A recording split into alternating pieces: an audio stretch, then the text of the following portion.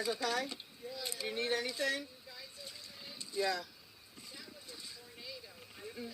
We heard it coming. I heard the whistling, and I yelled, I hollered because a bunch of our neighbors were outside.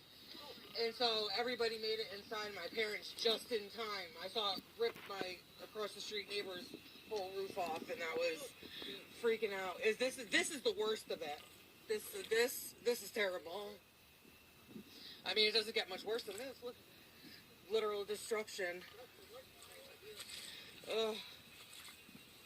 I'm heartbroken for everyone.